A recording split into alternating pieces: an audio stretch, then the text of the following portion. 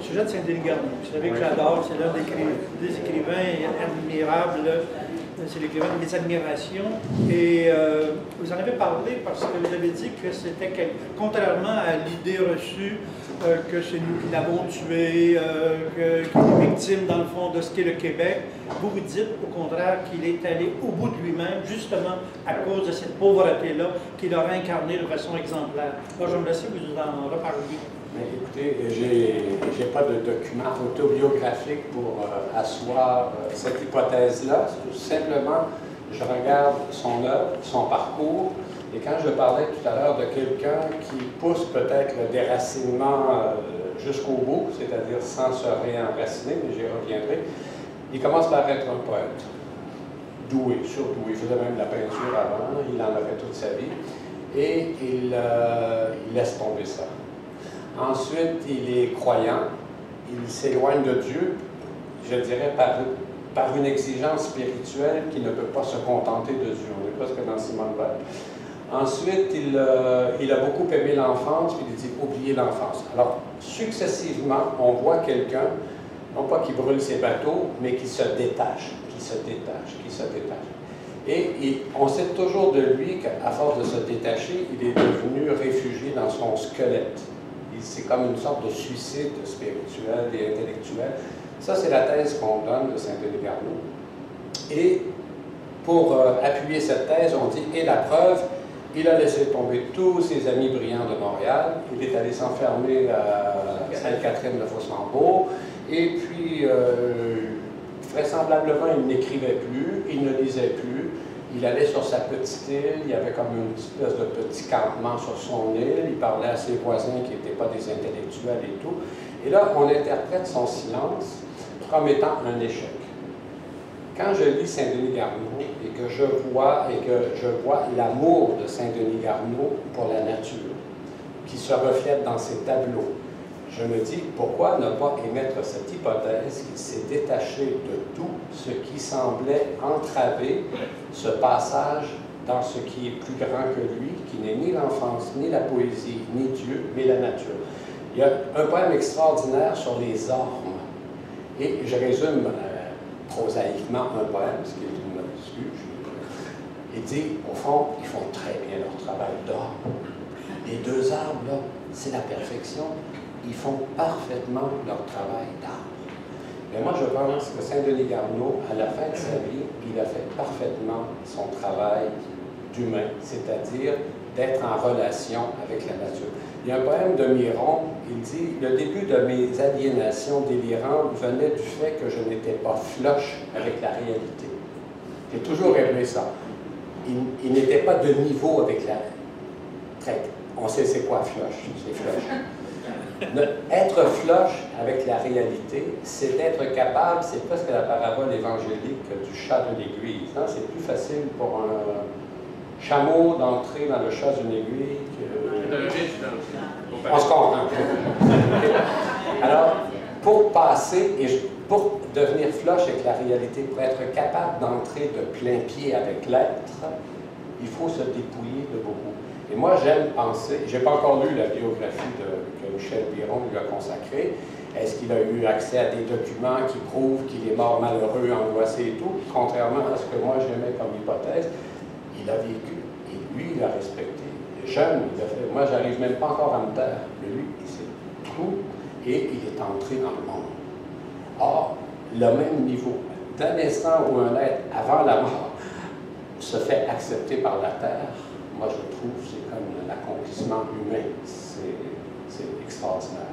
Alors, j'ai tout le temps pensé, il faut imaginer Saint-Denis Garneau heureux, contrairement. Et comme je disais dans un texte, mais je maintiens que c'est pas nous qui l'avons tué, c'est Jean Lemoyne. Parce que, et j'ai développé tout ça, parce que c'est très, très... Pourquoi il est si important qu'il est devenu le plus grand poète? À l'époque où toute une génération que j'admire par ailleurs, qui a donné la relève et tout, dont je suis très près par certains aspects, sont dans un grand rattrapage intellectuel, un grand rattrapage spirituel, un grand rattrapage poétique. Et puis, il faut pas écouter une pièce de musique, il faut en écouter 10. On est presque déjà dans une sorte de capitalisation de la culture et tout. Et là, Jean Lemoyne, c'est le pape. Puis là, c'est terrible, tu sais, il dit à Saint-Denis-Garneau, tu ne devrais pas écouter Bach, tu devrais écouter ceci, etc. Et là, tous ses amis ne comprennent pas que tu es beau, intelligent, doué, et que tu sois malheureux. Et là, ils sont tous énervés, et ils lui amènent des femmes, ils ne savent pas trop quoi faire, ils disent, mais ça se peut pas, là. Or, ces destins-là, Vadeboncoeur a écrit, donc je peux le dire, parce qu'il a écrit, je comprends très bien Saint-Denis-Garneau, jusqu'à 30 ans, j'étais exactement comme lui. Il a été dans une société où il était incapable de profiter de ce qu'il avait, parce que Vadeboncoeur pense qu'il étouffait, il a tout décrit ça dans la ligne de... Moi, je pense que plus profondément, et je ne suivais pas jusque-là quand je lui disais ça, c'est pas que la société t'étouffait, c'est que ce que la société te proposait actuellement et même comme devenir, c'est pas ça que tu voulais. Et quand on regarde l'œuvre de Vadeboncoeur, on voit à peu près la même exigence qu'il y a chez Saint-Denis-Garneau, et il s'accomplit dans l'action de Pierre, après, et après, il s'accomplit dans la méditation spirituelle, philosophique et tout, ce qui était pour lui une façon d'être flush avec la réalité, de plein pied, si on peut le dire. Qui est dans une culture du désir et de l'attente. Exactement, oui. Alors, une question? Oui, Clément? Merci beaucoup, félicitations pour la conférence. Et puis j'invite les gens à acheter Exercice d'amitié, vous allez voir, bon, c'est quelque chose. En continuant avec Vadeboncoeur, on va aborder Bordua. Et Vadeboncoeur disait à propos de Bordua, c'était lui qui avait la foi au Québec, qui avait la foi dans le Québec. À l'époque de la Révolution tranquille où les prêtres désertaient et tout ça. C'est le seul qui avait vraiment la foi, c'est un athée. Et moi, après avoir médité beaucoup sur Bordua et après avoir copié ses toiles à l'échelle, en autant que je pouvais, à un moment donné, je me suis dit, il n'est jamais mort, il est entré dans son tableau. Quand il a atteint l'absolu, c'est en gros des taches noires sur un fond blanc, mais ce n'est pas des taches ordinaires quand on les regarde comme il faut. Puis on peut les regarder à la loupe. Je pense que là, il est passé, et son dernier souffle est arrivé, parce qu'il est passé dans l'absolu. Et il le concevait à sa façon, puis d'ailleurs, on n'a pas le choix de concevoir à notre façon. Qu'est-ce que vous en pensez? J'aime beaucoup l'expression passée, évidemment, parce que un des grands poèmes de Rilke, c'est les sonnets à Orphée.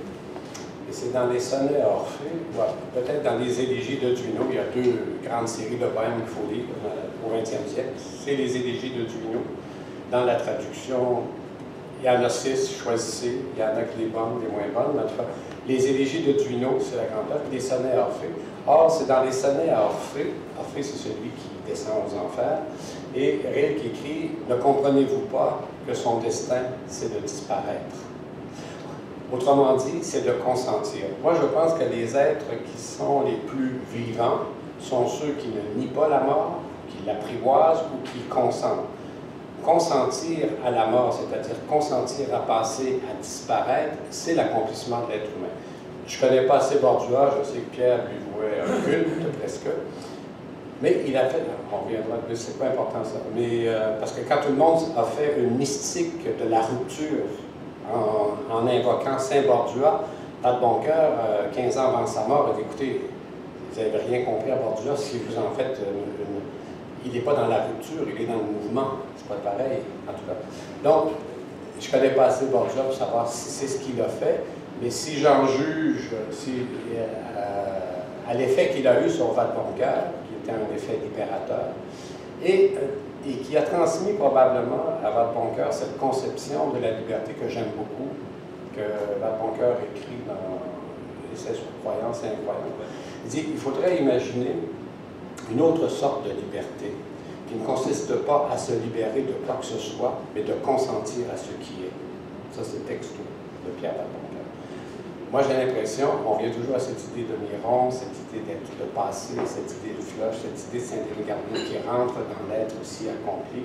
Moi, je pense que tout ce qu'un être humain fait, l'aventure d'un être humain, si on compare à une plante ou à un ver de terre, que mon ami Jean-Pierre Xénut aime beaucoup, et qui tient le même propos, okay, c'est de faire cet immense détour par la conscience pour pouvoir redevenir flush avec la réalité, de pouvoir entrer à nouveau de plein pied dans le réel. Nous sommes les seuls à faire cet immense détour par les mots, par la médiation du langage, des concepts, des idées, des chiffres, pour pouvoir les retrouver le réel. Eric va plus loin que ça, parce que sinon on se dirait, mais qu'est-ce que ça donne, comme dit l'autre. Eric a cette idée qui a été reprise souvent. Il dit, notre tâche à nous qui sommes les plus mortels de tout ce qui vit, c'est d'emmagasiner le monde visible pour qu'à notre contact, il devienne invisible, impérissable. Nous sommes les ruches de l'invisible. Nous accumulons dans nous le visible pour le transformer en invisible. Moi, j'ai toujours aimé cette idée que donc la conscience, c'est son travail. Elle accueille l'immensité, elle accueille la terre, elle accueille l'être, et à son contact, l'extérieur devient intime, devient conscience, etc. Mais de plus en plus, je pense qu'il faut penser aussi l'autre. Il faut, pour aller au bout de notre tâche, de notre job, il faut, oui, accueillir le visible et le transformer, mais il faut accepter de passer, nous. Il faut accepter de se laisser butiner par ce qui est extérieur et ainsi nous-mêmes devenir invisibles en passant dans ce qui est à l'extérieur de nous. Et Rick a un vers extraordinaire pour décrire ce double mouvement, qui est un vers qui va beaucoup plus loin que l'image de l'abeille qui butine et qui fait du miel et tout.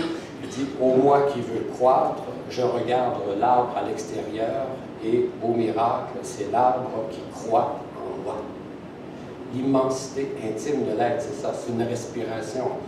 Alors, qu'est-ce qui est intérieur, qu'est-ce qui est extérieur? À un certain niveau de conscience ou de silence ou d'expérience de l'être, qu'est-ce qui est intérieur, qu'est-ce qui est extérieur? Qu'est-ce qui est la matière et qu'est-ce qui est l'âme? Dans la période de ma vie où je lisais beaucoup Jung, il a écrit cette phrase à la fin de sa vie qui est assez extraordinaire. À un certain degré, l'âme, rien ne distingue l'âme de la matière. C'est presque du théâtre de Chardin. Alors, c'est une aventure incroyable. Et l'aventure ne peut être vécue que si on accepte de dépasser cette espèce de frontière, de dichotomie intérieure, extérieure, dehors. La seule chose qu'on doit faire, c'est d'identifier, comme je le dis tout le temps, j'ai pris une position il y a quelques années, ça m'est apparu clair. Quand il y a un débat, il y a un conflit, prends toujours la part du plus faible. C'est pas compliqué, c'est presque dialectique. Si tu crois que la vérité naît de la tension soutenue entre les contraires, si à une époque on défend majoritairement une vérité, défend le contraire. Ça me rappelle Hubert Aquin, c'est terrible de se dire ça, mais il l'a dit, il l'a peut-être déjà écrit. Quand le PQ a pris le pouvoir, Hubert Aquin dit « Maintenant qu'ils sont au pouvoir, on tire dessus. » C'est un fou. Foncièrement, c'est un fou. C'est un être qui disait Théâtre de Chardin et qui croyait que la conscience était dans cette pratique du mouvement entre les contraires. Donc, disparaître, si c'est ce que Bourdieu a fait, comme Saint-Denis Garneau a fait dans son silence, c'est loin d'être un échec, c'est loin d'être un terminus, c'est un recommencement, comme dit Saint-Denis Garneau.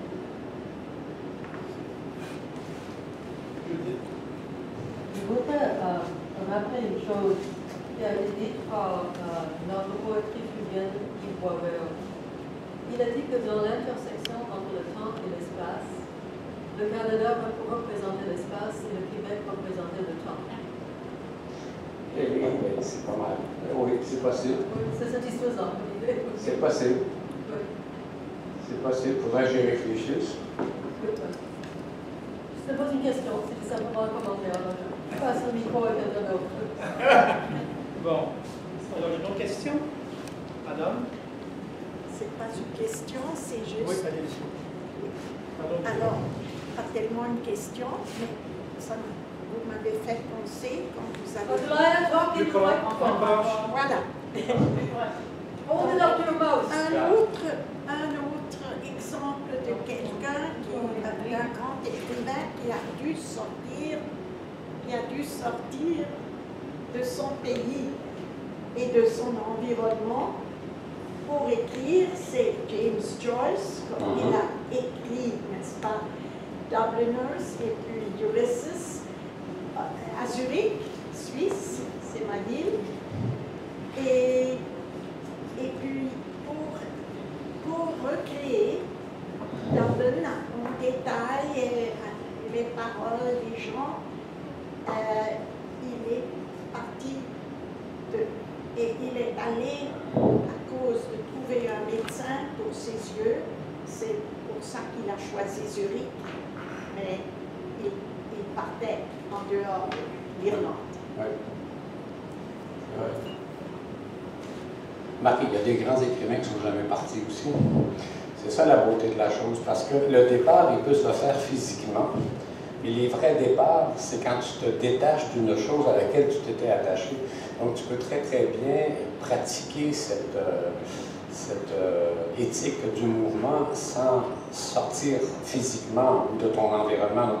Prenons des exemples de grandes poétesses. Hein? C'est celle qui n'a jamais quitté sa famille. Voyons, je fais un trou de mémoire. C'est parce que j'ai vu ma sœur. Voilà. Bon, elle n'est jamais partie. C'est une des plus grandes poétesses américaines qui soit. Alors, c'est comme une attitude intérieure. C'est comme... moi, je pense que certains ont besoin, pour activer ce détachement intérieur, de se déplacer physiquement. Ça l'aide, comme on dit au Québec, parfois, de quitter l'endroit. C'est vrai, ça aide. Mais c'est pas obligatoire. C'est pas obligatoire.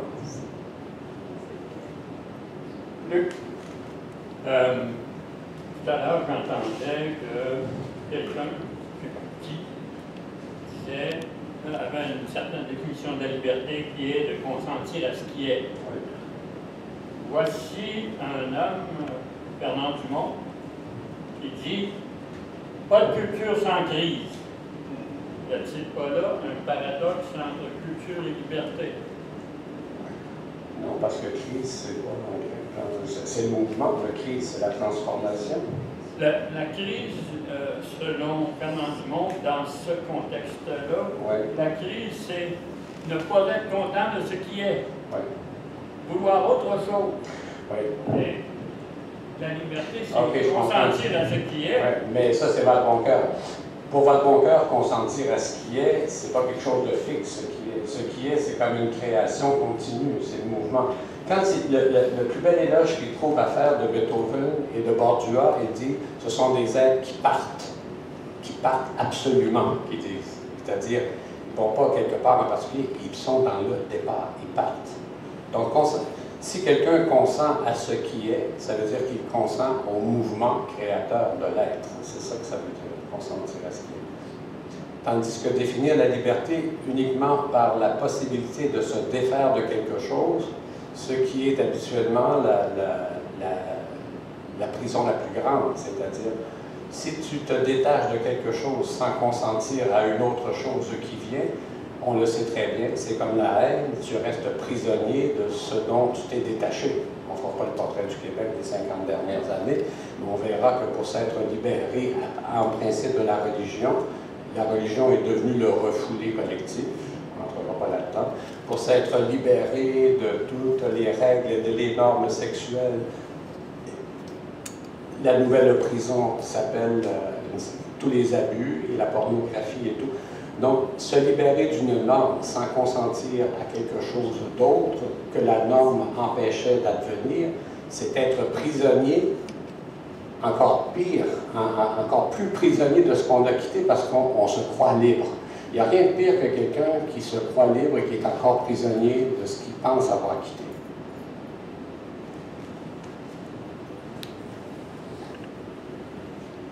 Autre question? Toi qui aimes beaucoup les paradoxes, d'après ce qu'on peut entendre, qui nous a montré ce soir la richesse de notre héritage de pauvreté, d'une certaine façon. J'aimerais aussi t'entendre sur l'écriture, c'est-à-dire la fiction, l'essai. On voit que tu es un lecteur qui pense, qui lit comme si c'était toi qui avais à écrire, qui aurais dû écrire ces phrases-là. Oui. Et dans l'écriture, donc, entre la fiction, l'essai, tu as joué beaucoup avec les deux. Juste savoir un peu comment, est-ce qu'il y a encore un paradoxe là ou tu as résolu déjà le paradoxe? Je ne sais pas qu'est-ce qu'il y a. Vraiment, il y a une différence, c'est certain. Là, j'écris un roman parce que je fais 4 essais d'affilée et tout. Mais avant de répondre, c'est une question. La lecture, c'est vrai ce que tu dis, parce que je viens d'un monde dans lequel il n'y avait pas un livre. Okay? J'ai fait l'école de rang, comme monsieur. J'ai fait l'école de rang. Et il n'y avait pas de livre chez moi. Okay? Donc, j'ai développé un rapport à la lecture, à la culture, qui est un rapport de l'ordre de la nourriture. Je lis très peu, mais ce que je lis, je le relis. Ce que je lis, je l'absorbe, ça devient mon os, ça devient moi. Et quand je lis, mettons, il y a 8 auteurs que je connais dans ma vie, à peu près. Okay? J'en ai nommé quelques-uns, Braque, Lafontaine, Aquin, Virginia Woolf et tout. Ils m'accompagnent, c'est ma famille. Alors, quand je parle d'eux, je ne dis pas que je me projette, oui, sans doute je me projette en eux, mais j'essaie, ma lecture, il n'y a aucune méthode quand j'écris. Quand je lis un livre, je me laisse, je suis très, très passif, et il y a quelque chose qui s'imprime en moi. Et quand j'écris des essais, je prends ce qui s'est imprimé en moi, puis je mets ça là. Et je me dis, ben, je ne dis pas que je possède la vérité de cet auteur, mais voici ce que cet auteur a déposé en moi. Okay? C'est tout. Alors, c'est très, très difficile pour moi de me séparer des êtres qui m'ont comme formé, avec qui je m'entretiens quotidiennement et tout. La différence, la question entre l'essai et la fiction, même si c'est très mêlé chez moi, il y a quand même quelque chose de différent. Quand j'écris des essais, la plupart du temps, sauf des textes engagés, j'ai commencé, je vis à l'envers. À 20 ans, les gens militent, moi je milite depuis 10 ans. Okay. On ne choisit pas comment on est. C'est comme, je sais pas, j'aime pas les foules, j'aime pas militer, puis là, depuis 10 ans, ben, je me sens obligé de descendre dans la rue pour défendre l'éducation, pour défendre les femmes contre les abus sexuels, c'est comme ça. Donc là, quand j'écris, c'est sûr que c'est commandé par quelque chose. Je descends dans la rue très souvent avec les armes que mes amis dont je parle, que Virginia Woolf et tout m'ont donné. Mais quand je fais de la fiction, contrairement à quand je fais des textes un peu militants ou des essais, j'essaie de partir, comme dit Virginia Woolf, carrément nu de moi. Contrairement au premier roman. Donc j'ai fait 5 romans jusqu'à maintenant. Les 2 premiers dont je vous ai parlé, et les 3 autres qui sont inspirés de matériaux autobiographiques. Et ça, c'est beaucoup plus difficile. Comme là, j'ai fait le projet d'écrire, c'est très près de moi, de quelqu'un qui s'installe au bord du fleuve. Et encore là, j'ai trouvé le moyen de mettre Gabriel Leroy, parce que ce qui a déclenché le roman que je suis en train d'écrire, c'est à la fin de la biographie que François Ricard a écrit de Gabriel Leroy. Il raconte que Gabrielle Leroy, moi j'ai dit 3 jours, mais c'est plus que ça, c'est 2 semaines. Elle sait qu'elle est très malade, elle sait qu'elle va mourir, elle habite Québec. Elle se fait transporter à Petite-Rivière-Saint-François, dans le chalet où elle a écrit pendant 30 ans, 6 mois par année, du mois de mai au mois d'octobre. Et là, elle est très malade, et il y a cette chose absolument merveilleuse. Quand j'ai lu ça, je trouvais ça tellement beau. Elle peut à peine lire, elle peut à peine écrire. D'ailleurs, elle va mourir dans 2 semaines. Et elle passe un contrat avec son amie Berthe, la voisine. Elle lui dit, on va faire exactement comme on a fait pendant les 30 ans. Alors, à tous les matins, elle se levait, elle s'assoyait à sa petite table. Je connais bien la maison, j'y ai passé un été. Et elle ne pouvait pas écrire, mais elle prenait un petit livre, puis elle transcrivait. Après, elle faisait ce qu'elle avait fait toute sa vie, elle lisait un tout petit peu, puis un peu plus tard, elle baissait le store, c'est le signal pour que Berthe vienne la voir et tout, se balancer dans le truc et tout. Et je trouvais que c'était comme une sorte de perfection.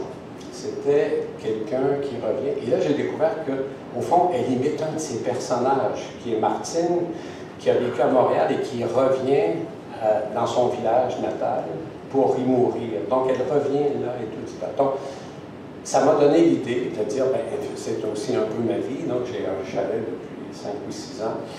au bord du fleuve, puis je me suis dit, hey, je vais faire, pas en 2 semaines, je me donne quand même quelques années à vivre, j'espère, je vais essayer de faire en 10 ans, si Dieu me prête 10 ans, ce qu'elle a fait pendant les 2 semaines. Moi et le fleuve, et un petit regard sur ce que j'ai fait avant, et surtout essayer, encore une fois, de consentir à ce qui vient.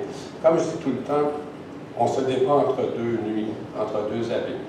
L'abîme de la mélancolie, qui nous ramène toujours dans le passé, dans l'origine, et l'abîme de l'angoisse, c'est-à-dire de l'avenir qu'on craint, parce qu'on ne sait pas ce qu'il nous réserve et tout. Et essayer d'apprivoiser cela en restant dans l'attention entre les deux. Alors le fleuve, c'est merveilleux parce que le fleuve, il est en mouvement. J'aime mieux le fleuve que l'océan maintenant. Parce que le fleuve, quand je ne peux pas trop regarder vers le golfe parce que d'une façon un peu bébête, j'identifie le golfe à ce qui vient, à la mort. Mais quand je suis un peu tanné ou que ça m'effraie et je ne veux pas trop regarder de ce côté, je tourne la tête, ça se fait en 2 secondes. Et puis là, il y a la Mauricie pas loin et tout, et c'est les origines et c'est l'enfance. Alors je m'éloigne à nouveau. Et puis là, je me remets dans le milieu, puis je regarde les escoumins et les bateaux en face. Vous allez me dire, ça ne fait pas des romans bien excitants, mais on ne fait pas les livres qu'on veut, mais les livres qui s'imposent à nous. On gruge là ce qui nous a été donné. Oui. Oui. Donc, c'est plus difficile d'écrire un roman qu'un essai. Ça, c'est certain. Parce que t'as pas de filet, là. Je viens de lire Le Nénuphar et le papillon. C'est une écrivain Oui. qui vient de Prague, ou en tout cas qui vient de l'étranger, je comprends ça. Et elle veut faire de sa vie un livre. Et ça, OK, comme ça, vous le connaissiez. Oui. C'est charmant, c'est un tout petit livre. J'en ai parlé pas mal à mes amis, je devrais leur prêter, là, parce que il est lu. Bon, ben, qu'est-ce que vous rajoutez? Bien, écoutez, une fois j'ai écrit ceci, puis c'est un peu... oui, tout est du paradoxal. C'est parce que comme dit Héraclite, on est du conflit dans des vérités contraires. Un jour, j'ai écrit cette phrase parce que je devais être un peu triste d'avoir écrit sur la forêt et tout, parce que je me suis dit, dès l'instant où j'ai écrit sur la forêt, j'ai perdu la forêt, et la forêt est devenue un livre. Bon. Toujours la fameuse phrase, le mot me donne l'être, mais il me le donne privé d'être. Et le grand malheur des écrivains, on écrit pour se rapprocher de ce qu'on aime, mais concrètement, pour le faire, très souvent, on s'éloigne de ceux qu'on aime, pour ne pas dire qu'on les perd.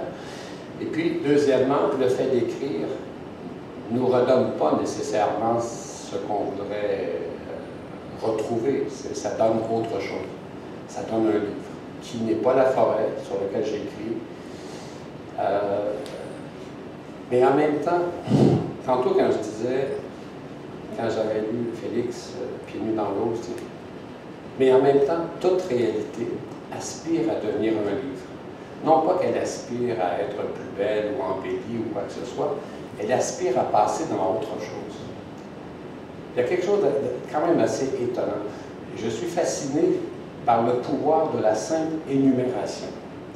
Comme je suis un écrivain un peu toujours dans sa tête, moi, mon rêve, mon admiration, c'est les écrivains qui savent nommer les choses et qui sont très incarnés, puis les auteurs, puis les oiseaux, puis ils ont tout le temps le mot juste, puis ils sont mariés jusqu'au cou. Je suis jaloux. Puis là, je me dis, donnez-moi une autre vie, puis il n'y aura plus jamais une pensée dans mes livres, je vais avoir juste des descriptions, je vais avoir juste des énumérations d'objets.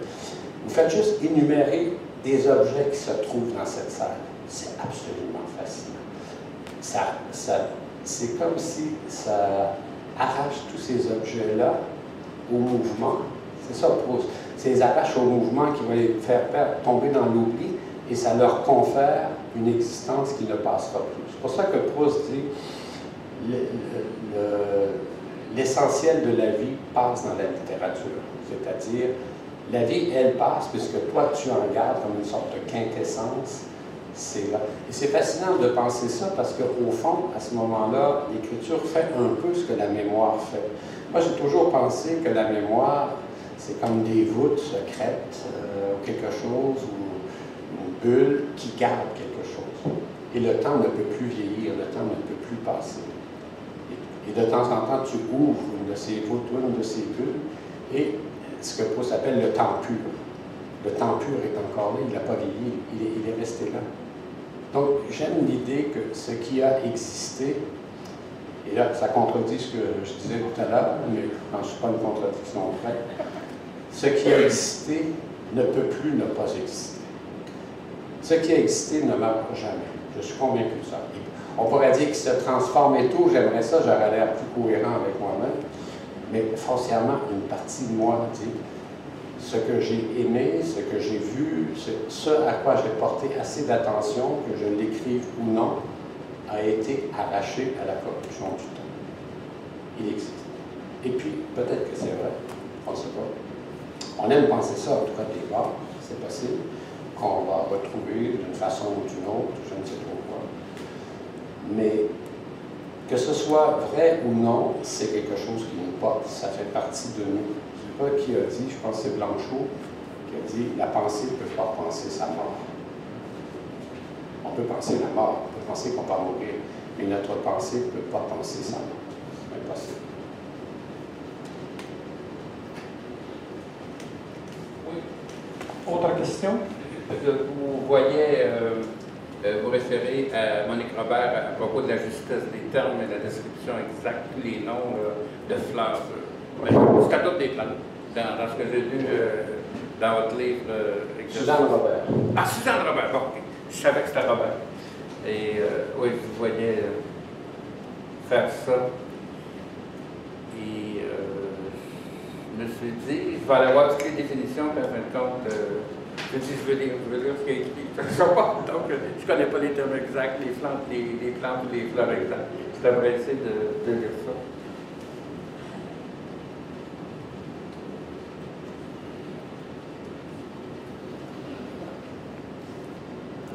Oui.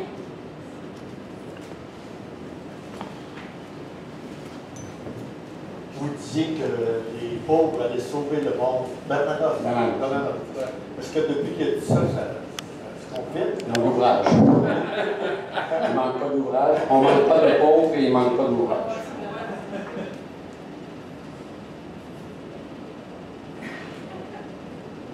On manque de pauvres, d'une certaine façon.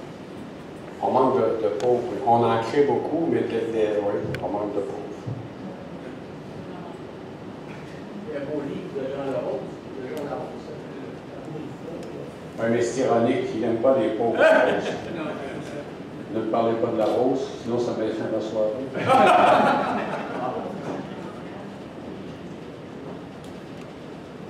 Mais comment vous expliquez-vous qu'au Québec, on soit en manque de projets? On soit quoi? En manque de projets. C'est la société. C'est la société. Ben oui, c'est sûr. C'est sûr. C'est pas... On a perdu la culture populaire et on est tombé d'un coup dans la culture de consommation, la culture de masse. Il n'y a plus de culture. Tu sais, quand Simone Veil dit deux choses des racines, deux choses abrutistes, deux choses met fin au projet et tout, l'argent et le savoir. Je suis très très dur avec ma génération, je l'ai écrit donc je peux le répéter ici, parce que je trouve que ma génération, qui est la première à sortir du bois, s'est comportée comme les nouveaux riches. Il y a les nouveaux riches du savoir, comme il y a les nouveaux riches de l'argent. Le nouveau riche du savoir, il ne savait rien, il a appris un peu parce qu'il est allé étudier à Paris, puis il revient, puis il fait le retour d'Europe, puis il se nomme le Québec, puis on voit ça constamment. C'est-à-dire, c'est quelqu'un qui croit que le peu qu'il sait, c'est le terminus, que ça lui donne un pouvoir. C'est fini, il ne pense plus. Donc moi, je mise sur les générations qui viennent et j'espère qu'ils auront le temps de digérer leurs diplômes. S'ils ont encore des diplômes, ça c'est une autre bataille.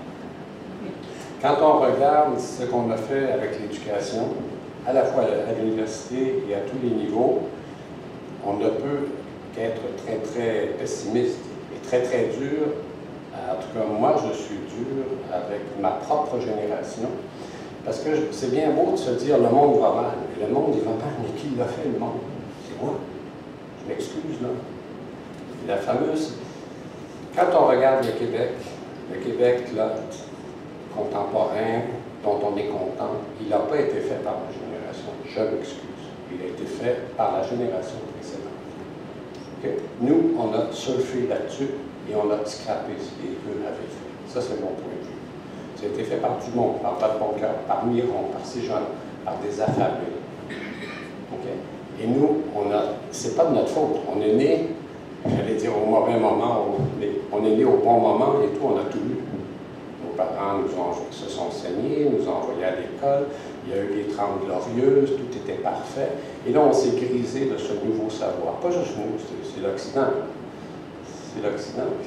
Comme dit Bernanos, Bernanos avait déjà prévu cela, et ça s'est accéléré.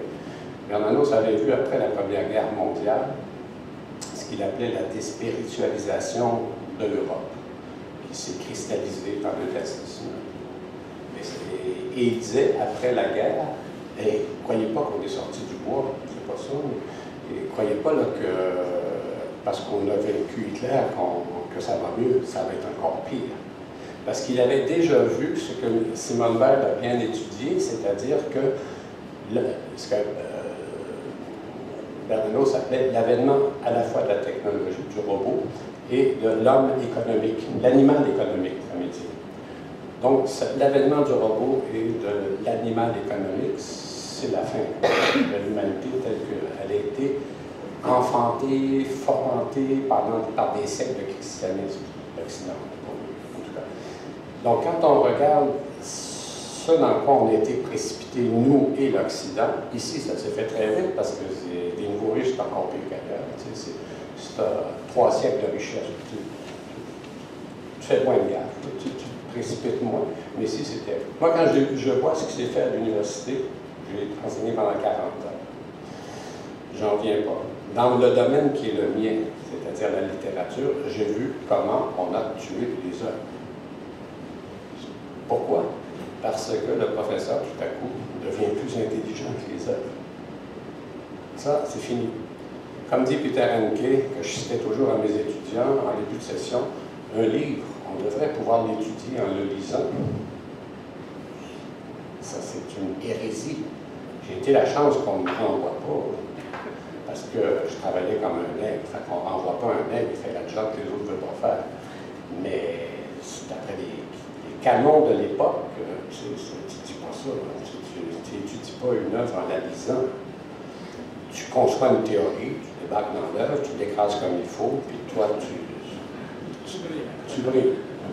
Et on avait ça dans tous les domaines. C'est le règne de ce que j'appelle les savants imbéciles. Non, la surspécialisation du savoir crée des imbéciles dans tous les domaines. Alors, comment échapper à une surspécialisation, sinon en laissant jouer ce qu'on ne peut? Cette part d'infini ou d'indéfini dans la pensée. Les seuls qui ont vraiment échappé à cela, c'est les vrais scientifiques. C'est pourquoi des littéraires comme Jean-Pierre Isélut, comme mon ami Jean Bédard à Rimouski, comme Hermann Brock à la fin de sa vie, avaient délaissé la littérature, délaissé la philosophie et ne s'intéressaient qu'à la physique contemporaine. Parce que là, c'est clair que ton objectif, c'est la découverte du réel. Avec une humilité qu'il n'y a pas un littéraire A. Parce que le physicien qui invente une théorie, tout de suite se met à la démolir, pour l'élargir, etc. On ne voit pas ça beaucoup. Je ne vais pas monopoliser les questions, mais j'ai envie de vous poser quand même tout de suite. Oui. Pourquoi tu n'allais pas à la littérature à ce moment-là? Parce que le réel est si important. Non, parce que j'aime la littérature. La littérature, il faut distinguer la littérature du discours sur la littérature. Oui. C'est bien clair. Mais le danger, c'est qu'à une époque où la littérature a été prise en charge par les discours sur la littérature, les écrivains commencent à tout de suite faire leur propre discours. Alors, tu sais, tu sautes une étape, là. Mais moi, il faut, sa question est bonne, parce que foncièrement, à cause de ma culture populaire, d'où je viens, de mon héritage de la pauvreté, j'ai toujours eu une sorte de, pas de suspicion, mais j'ai jamais idolâtré la littérature.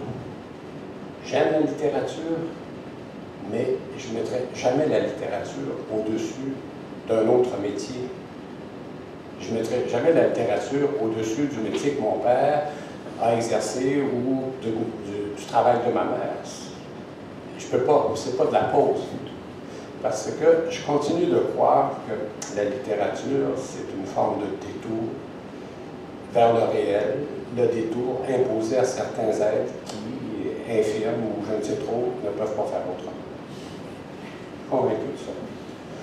Si je voulais paraphraser Saint Paul qui disait « Qui se marie fait bien, qui ne se marie pas fait mieux », qui écrit fait bien, qui n'écrit pas fait mieux. Pourvu qu'il le fasse bien. Si tu n'écris pas, fais bien ton travail, puis c'est peut-être un peu court chemin. Moi, j'ai une question et une réflexion en même temps. J'entends parler du système d'éducation au Québec. Oui. Le nouveau programme, c'est développer l'enfant par ses compétences. Ce qui est l'opposé qui était avant de donner des connaissances.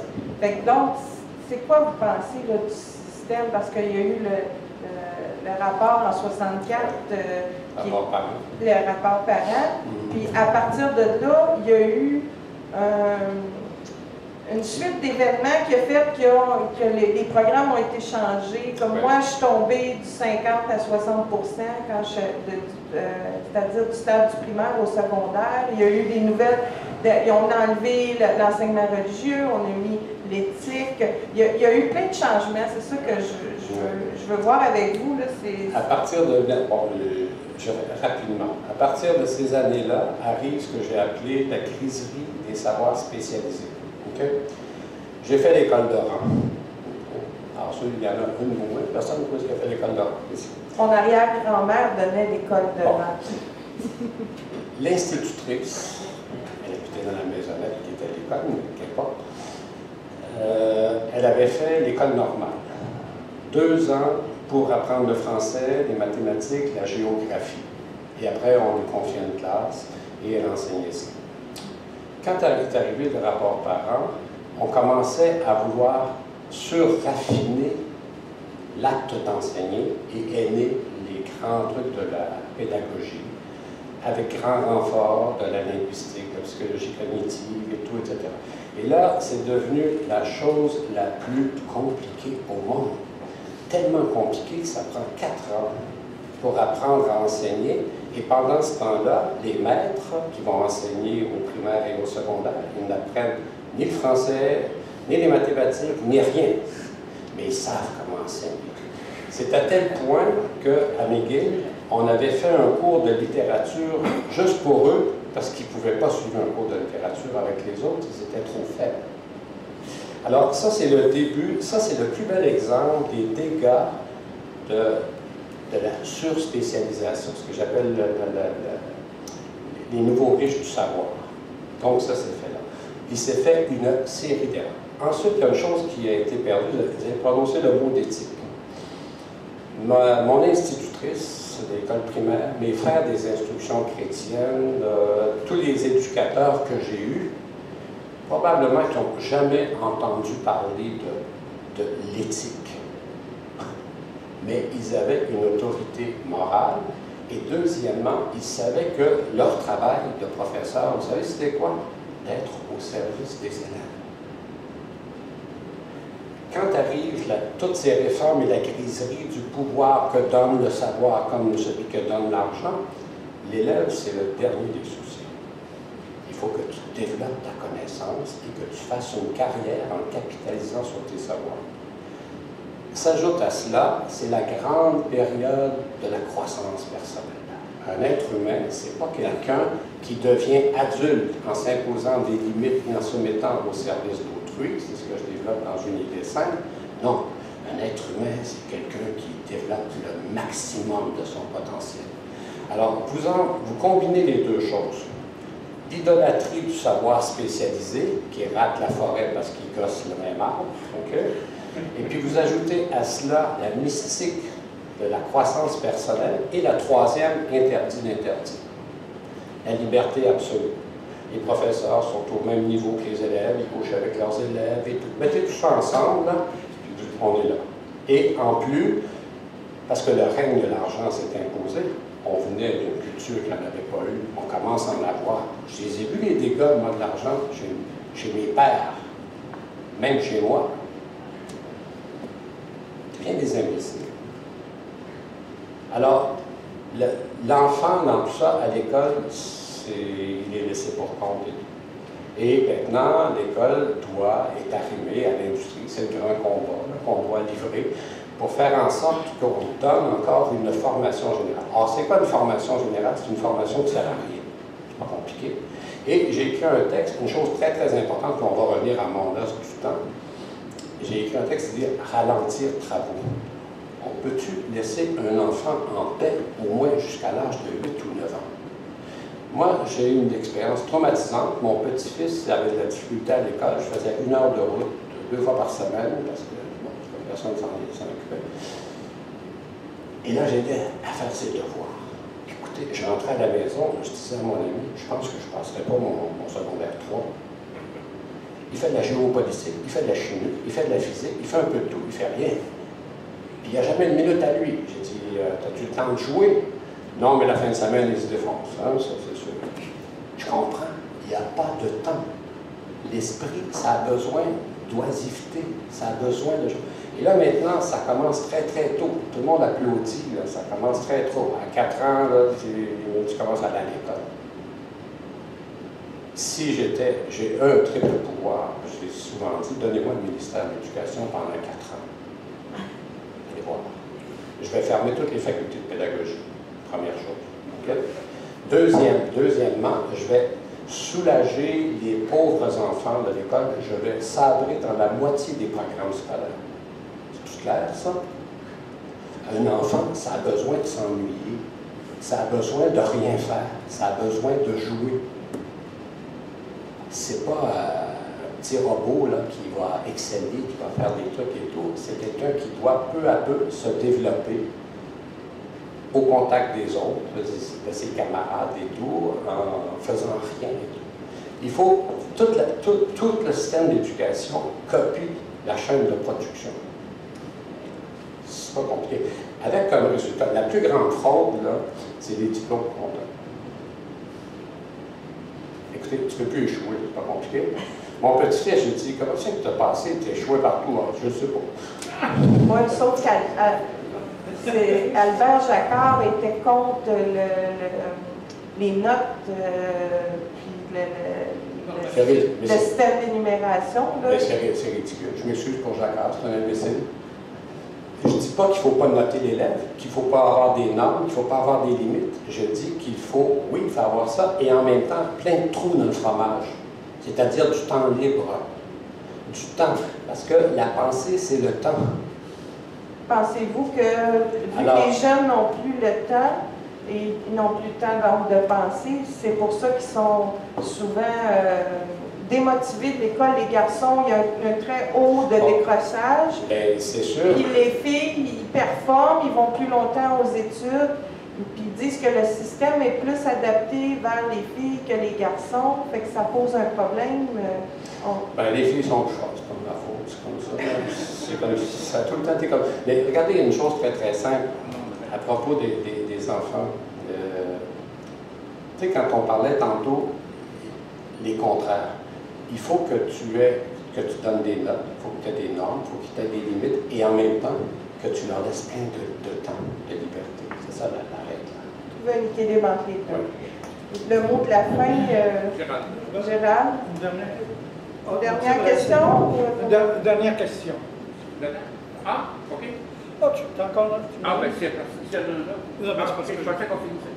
Bon, je ne suis pas d'accord avec tout ce que vous avez dit là, sur la réponse, dans votre réponse par rapport à Nancy, sur la fameuse opposition qu'on fait entre compétences et contenu. C'est les compétences transversales. Oui, c'est ça, je ne suis pas d'accord avec ça, que ça s'oppose des compétences et puis du contenu de la matière. C'est un faux dilemme. Vous avez beaucoup de choses beaucoup plus intéressantes que cette opposition-là. Apprendre à apprendre. Servir. Oui, mais j'ai oublié un mot. Au-dessus de tout, On apprend par passion et par jeu. OK? Alors, et par rêve. Mon petit-fils est au secondaire, c'est moi qui lui ai mis son premier livre de littérature, un vrai livre, c'est Agatha Christophe. Il l'a dévoré, et je lui ai dit qu'il y avait une suite, il a lu la suite. Qu'est-ce qu'il lisait depuis 3 ans? Des mangas. Des feuilles détachées de livres d'enfants, ou je ne sais. Ça n'a rien à voir avec la littérature. À 13 ans, fais-lui lire Saint-Exupéry, fais-lui lire Agatha Christophe, fais-le rêver.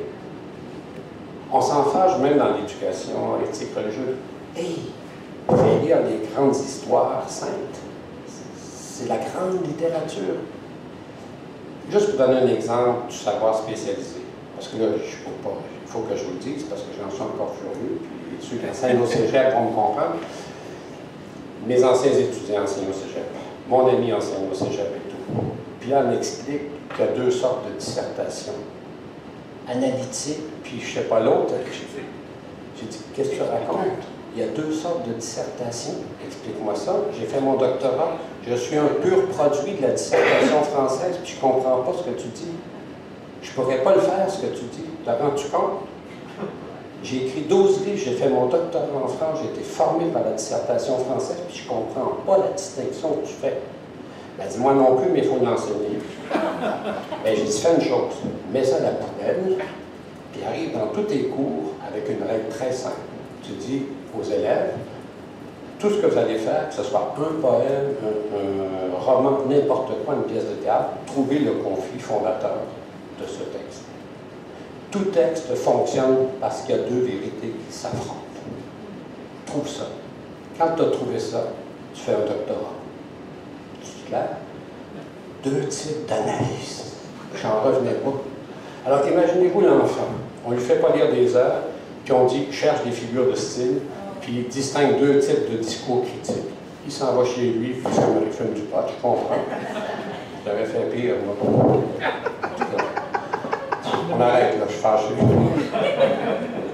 Ne me dérangez pas, je suis profondément occupé, un enfant est en train de bâtir un village, une ville, et qui s'étend tout l'univers. Alors, on a envie de citer Saint-Denis-Garneau.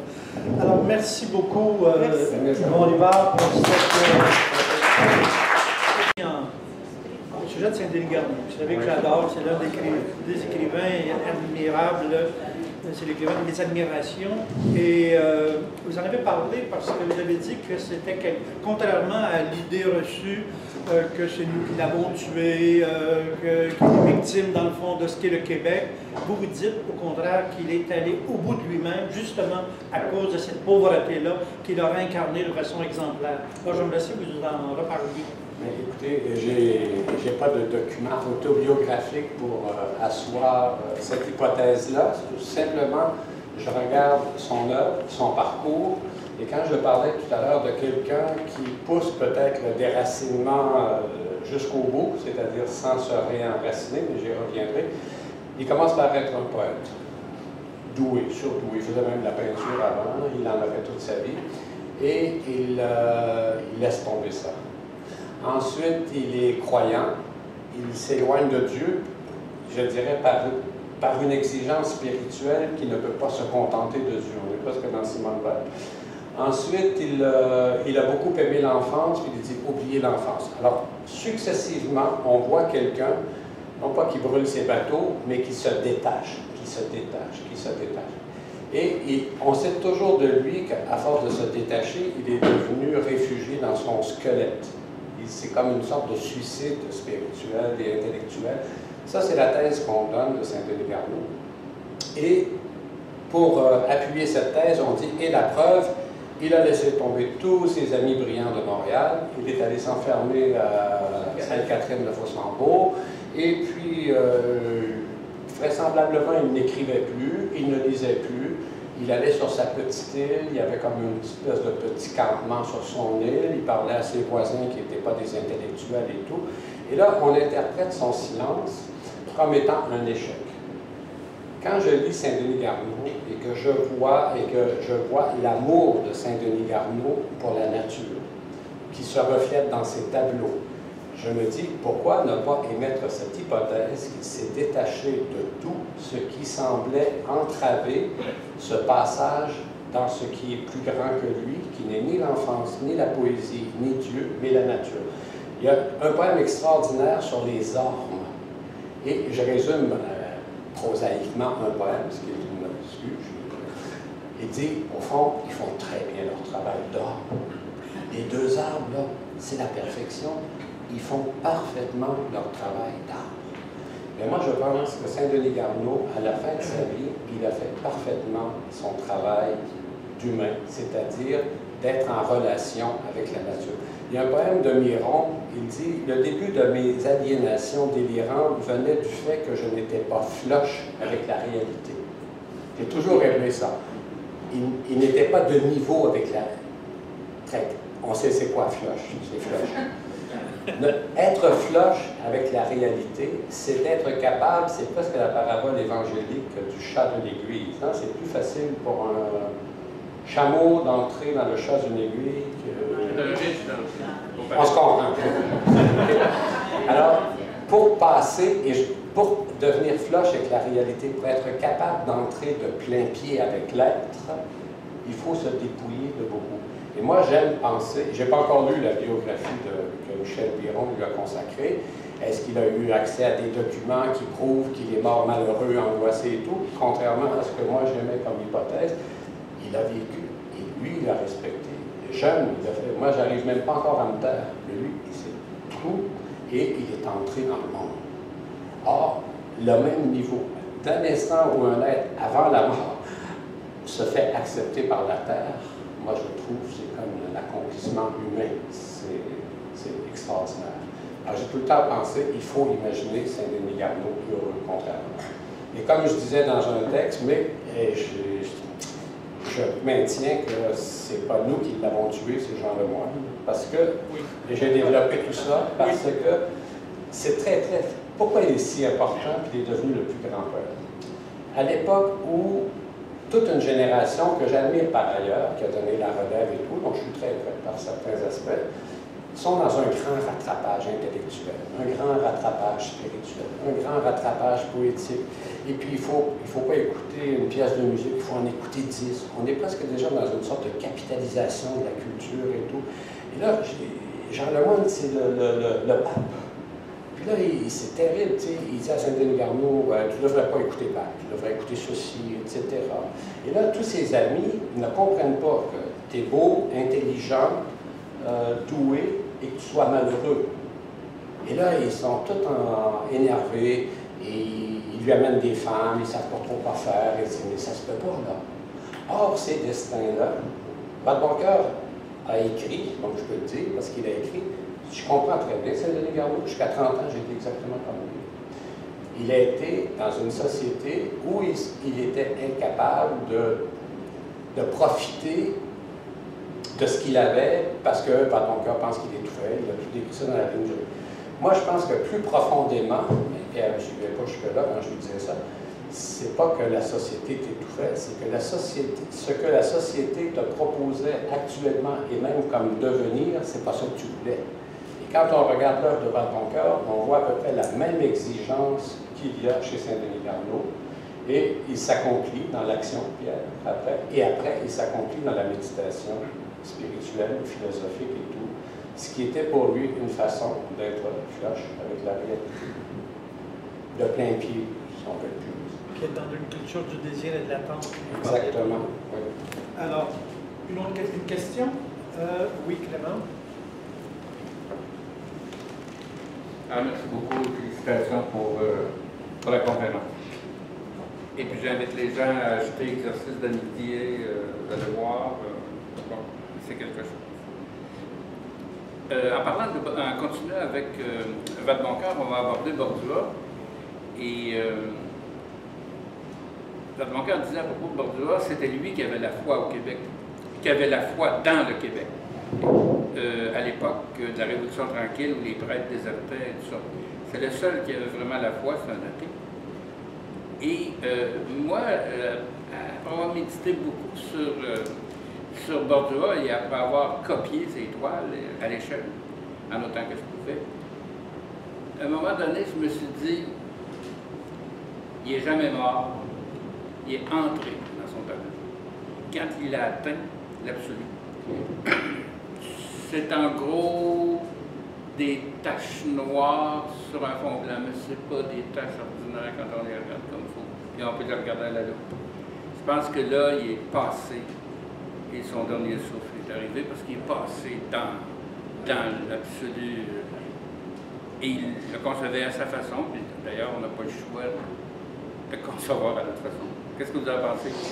J'aime beaucoup l'expression passée, évidemment, parce que un des grands poèmes de Rilke, c'est les sonnets à Orphée. Et c'est dans les sonnets à Orphée, peut-être dans les élégies de Duino, il y a deux grandes séries de poèmes qu'il faut lire au 20e siècle. C'est les élégies de Duino. Dans la traduction, il y en a 6, choisissez, il y en a que les bonnes, les moins bonnes, en tout cas. Les élégies de Duino, c'est la grande œuvre, les sonnets à Orphée. Or, c'est dans les sonnets à Orphée, Orphée c'est celui qui descend aux enfers, et Rilke écrit « Ne comprenez-vous pas que son destin, c'est de disparaître ». Autrement dit, c'est de consentir. Moi, je pense que les êtres qui sont les plus vivants sont ceux qui ne nient pas la mort, qui l'apprivoisent ou qui consentent. Consentir à la mort, c'est-à-dire consentir à passer, à disparaître, c'est l'accomplissement de l'être humain. Je ne connais pas assez Bordua, je sais que Pierre lui vouait un culte, presque. Mais il a fait, on reviendra, c'est pas important ça, mais parce que quand tout le monde a fait une mystique de la rupture en invoquant Saint Bordua, Pat Boncoeur, 15 ans avant sa mort, a dit, écoutez, vous n'avez rien compris à Bordua, si vous en faites il n'est pas dans la rupture, il est dans le mouvement. C'est pas pareil, en tout cas.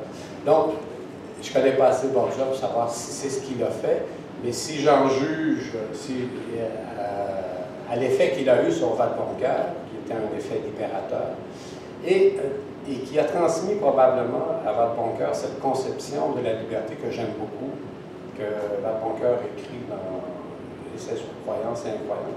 Il dit qu'il faudrait imaginer une autre sorte de liberté qui ne consiste pas à se libérer de quoi que ce soit, mais de consentir à ce qui est.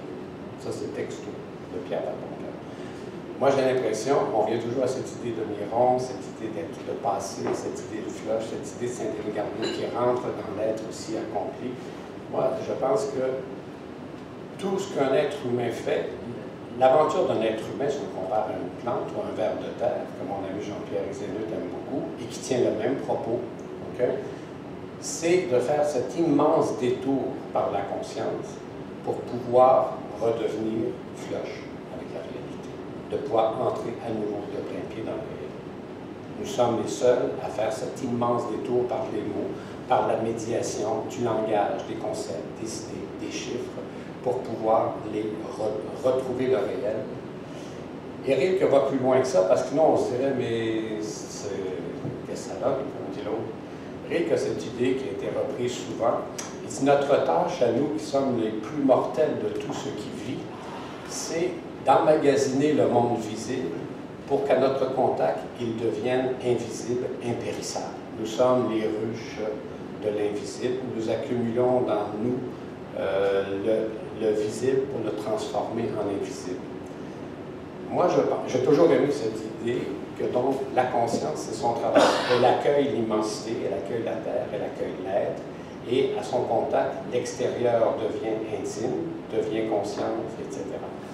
Mais de plus en plus, je pense qu'il faut penser aussi l'autre. Il faut, pour aller au bout de notre tâche, de notre job, il faut, oui, accueillir le visible et le transformer, mais il faut accepter de passer, nous.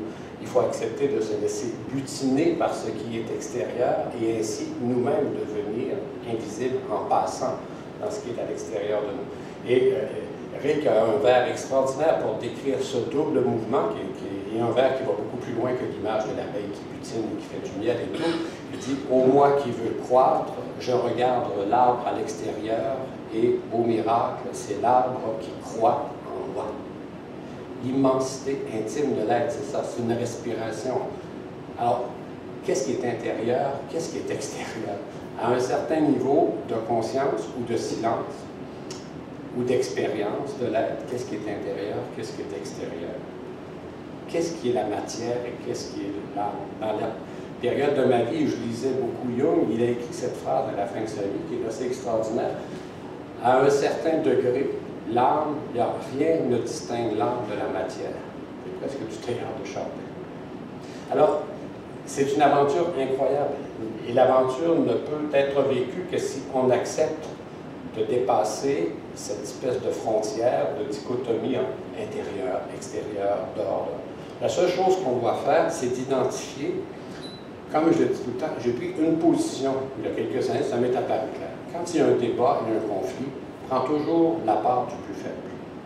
C'est pas compliqué, c'est presque dialectique. Si tu crois que la vérité naît de la tension soutenue entre les contraires, si à une époque on défend majoritairement une vérité, défend le contraire. Ça me rappelle Hubert Aquin, c'est terrible de dire ça, mais il l'a dit, il l'a peut-être déjà écrit. Quand le PQ a pris le pouvoir, Hubert Aquin dit que maintenant qu'ils sont au pouvoir, on tire dessus. C'est un fou. Foncièrement, c'est un fou. C'est un être qui disait théâtre de Chardin et qui croyait que la conscience était dans cette pratique du mouvement entre les contraires. Donc, disparaître, si c'est ce que Bourdieu a fait, comme Saint-Denis Garneau a fait dans son silence, c'est loin d'être un échec, c'est loin d'être un terminus, c'est un recommencement, comme dit Saint-Denis Garneau.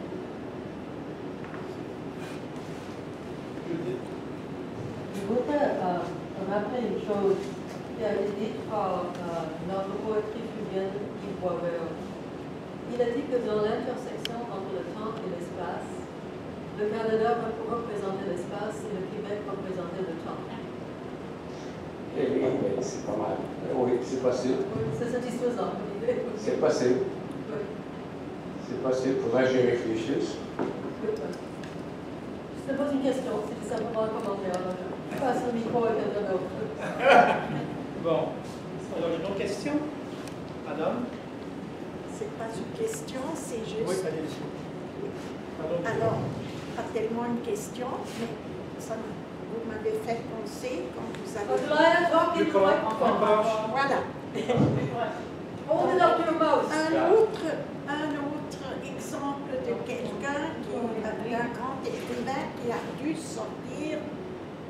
sortir de son pays et de son environnement pour écrire, c'est James Joyce, comme il a écrit, n'est-ce pas, Dubliners et puis Ulysses, à Zurich, Suisse, c'est ma ville.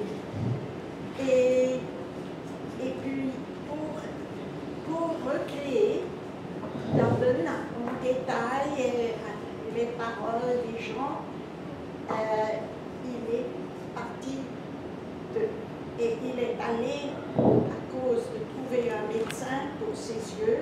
C'est pour ça qu'il a choisi Zurich, mais il partait en dehors de l'Irlande. Oui. Oui. Marc, il y a des grands écrivains qui ne sont jamais partis aussi. C'est ça la beauté de la chose, parce que le départ, il peut se faire physiquement, mais les vrais départs, c'est quand tu te détaches d'une chose à laquelle tu t'étais attaché. Donc, tu peux très, très bien pratiquer cette éthique du mouvement sans sortir physiquement de ton environnement. Prenons des exemples de grandes poétesses. Hein? C'est celle qui n'a jamais quitté sa famille. Voyons, je fais un trou de mémoire. C'est parce que j'ai vu ma sœur. Voilà. Bon, et elle est partie. C'est une des plus grandes poétesses américaines qui soit. Alors, c'est comme une attitude intérieure. C'est comme... moi, je pense que certains ont besoin, pour activer ce détachement intérieur, de se déplacer physiquement. Ça l'aide, comme on dit au Québec, parfois, de quitter l'endroit. C'est vrai, ça aide. Mais ce n'est pas obligatoire. C'est pas obligatoire. Luc, tout à l'heure, j'entendais que quelqu'un, je ne sais pas qui, disait, avait une certaine définition de la liberté qui est de consentir à ce qui est. Oui. Voici un homme, Bernard Dumont, qui dit « Pas de culture sans crise ». Y a-t-il pas là un paradoxe entre culture et liberté? Non, parce que crise, c'est quoi en grec? C'est le mouvement, le crise, c'est la transformation. La crise, selon Fernand Dumont, dans ce contexte-là, la crise, c'est ne pas être content de ce qui est. Vouloir autre chose. Et la liberté, c'est consentir à ce qui est. Mais ça, c'est Val-Boncoeur. Pour Val-Boncoeur, consentir à ce qui est, c'est pas quelque chose de fixe, ce qui est. Ce qui est, c'est comme une création continue, c'est le mouvement. Quand le plus bel éloge qu'il trouve à faire de Beethoven et de Bordua, il dit, ce sont des êtres qui partent absolument, ils disent. C'est-à-dire, ils ne vont pas quelque part en particulier, ils sont dans le départ, ils partent. Donc, si quelqu'un consent à ce qui est, ça veut dire qu'il consent au mouvement créateur de l'être. C'est ça que ça veut dire, consentir à ce qui est. Tandis que définir la liberté uniquement par la possibilité de se défaire de quelque chose, ce qui est habituellement la prison la plus grande, c'est-à-dire si tu te détaches de quelque chose sans consentir à une autre chose qui vient, on le sait très bien, c'est comme la haine, tu restes prisonnier de ce dont tu t'es détaché. On ne fera pas le portrait du Québec des 50 dernières années, mais on verra que pour s'être libéré en principe de la religion est devenue le refoulé collectif, on n'entrera pas là-dedans, pour s'être libéré de toutes les règles et les normes sexuelles. La nouvelle prison s'appelle tous les abus et la pornographie et tout. Donc, se libérer d'une norme sans consentir à quelque chose d'autre que la norme empêchait d'advenir, c'est être prisonnier, encore pire, encore plus prisonnier de ce qu'on a quitté parce qu'on se croit libre. Il n'y a rien de pire que quelqu'un qui se croit libre et qui est encore prisonnier de ce qu'il pense avoir quitté.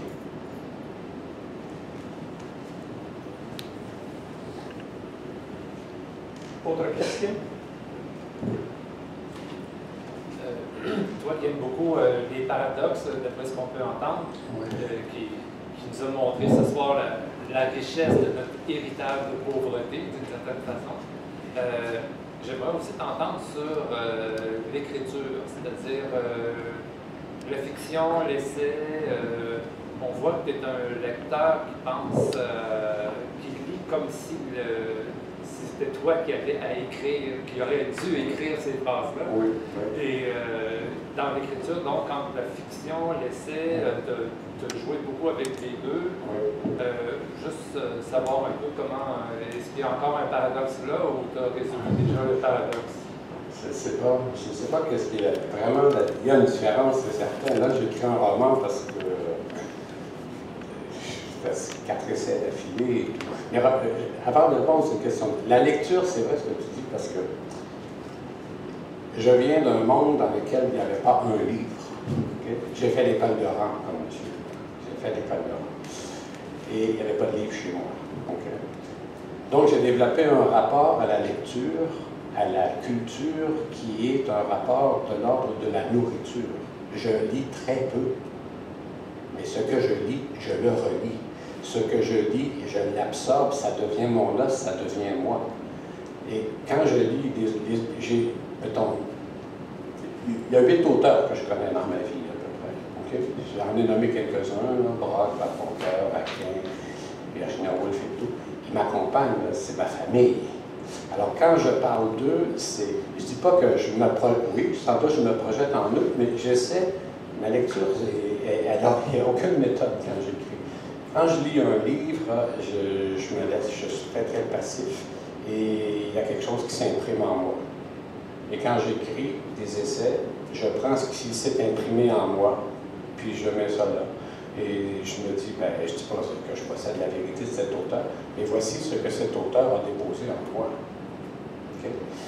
C'est tout. Alors, c'est très, très difficile pour moi de me séparer des êtres qui m'ont comme formé, avec qui je m'entretiens quotidiennement et tout. La différence, la question entre l'essai et la fiction, même si c'est très mêlé chez moi, il y a quand même quelque chose de différent. Quand j'écris des essais, la plupart du temps, sauf des textes engagés, j'ai commencé, je vis à l'envers. À 20 ans, les gens militent, moi je milite depuis 10 ans.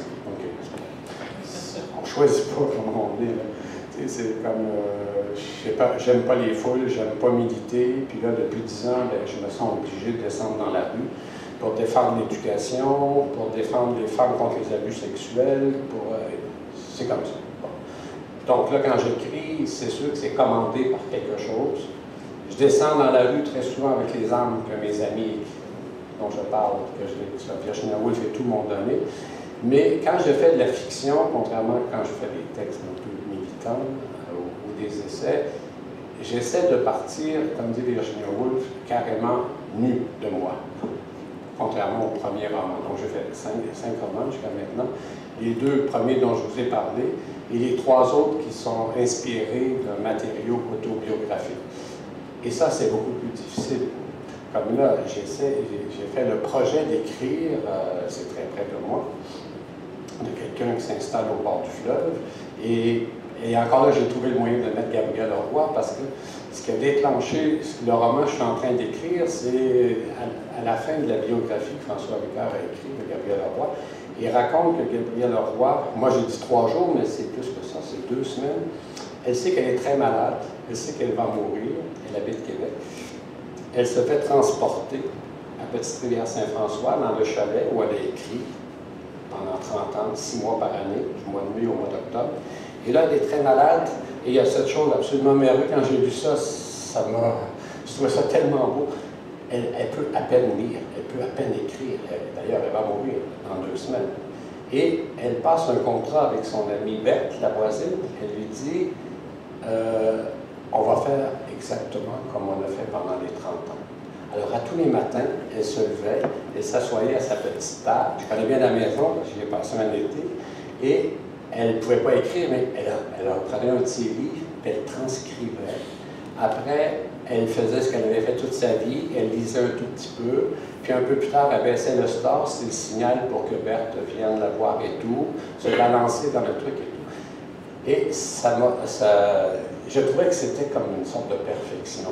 C'était quelqu'un qui revient. Et là, j'ai découvert qu'au fond, elle imite un de ses personnages, qui est Martine, qui a vécu à Montréal et qui revient dans son village natal pour y mourir. Donc, elle revient là et tout ça. Donc, ça m'a donné l'idée de dire, ben, c'est aussi un peu ma vie. Donc, j'ai un chalet depuis 5 ou 6 ans au bord du fleuve. Puis, je me suis dit, hey, je vais faire, pas en 2 semaines, je me donne quand même quelques années à vivre, j'espère. Je vais essayer de faire en 10 ans, si Dieu me prête 10 ans, ce qu'elle a fait pendant les 2 semaines.